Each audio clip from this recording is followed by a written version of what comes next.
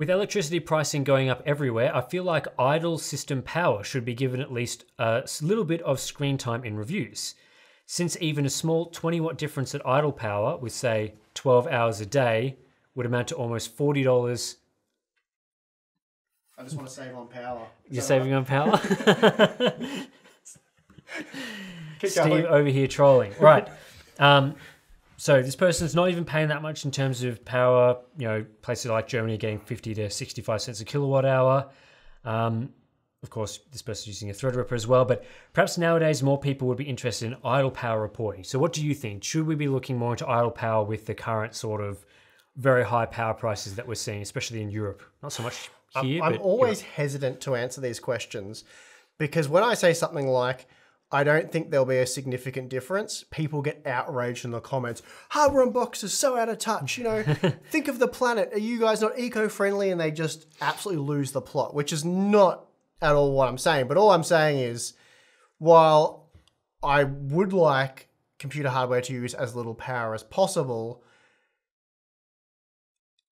how much difference does it honestly make? And if one GPU uses a little bit less power than another one at idle, but it's not nearly as good in terms of gaming performance, how much weight do you place on that? Like, I guess, how much importance do we actually place on this, given that, dare I say it, I don't think it makes a significant difference over a year for someone who games quite regularly or uses their computer quite regularly. And, you know, in this example, it says even a small 20-watt difference at idle power, 12 hours a day would amount to almost $40 a year. And I guess, you know, there are some people that would leave their PC on 12 hours a day idling. However, not to, you know, discredit what this person does in their life, but if you're not actually using your PC 12 hours a day and you're worried about the power costs, you'd actually be better off switching it off as opposed to leaving it running and idling. And I guess to add to Which then means that if you actually are using it 12 hours a day, that's quite a high usage. That's above normal. And I'll add, again, I don't think burning and wasting power is a trivial thing or a good idea, but I'm not super concerned over $40 throughout the year. If product A and product B are the same in every other metric, but one will save me in this equation $40 per year, then yeah, that's the better product. But I think I don't want to put too much emphasis on that because there are other things for me like performance and all that sort of stuff that would heavily outweigh. Like if you're spending $1,000 or even $500 on your GPU, it's like $40 a year.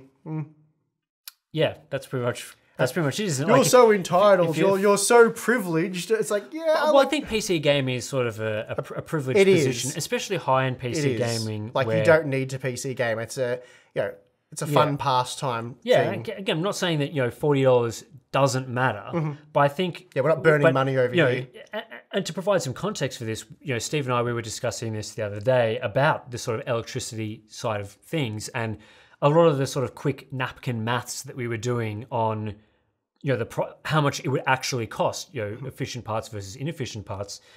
In a lot of realistic situations, the difference, even at very high power prices, was like $20 a year for like a gaming system being used, 4 hours a day, which is quite a lot. And that 7 was, days a week, yeah. Yeah, that was the difference between, that was like 50 watts of difference was costing about that much. So, I think there are some use cases where idle power and power consumption of parts does matter, but it's going to be your heavy power users, people using their PCs a lot.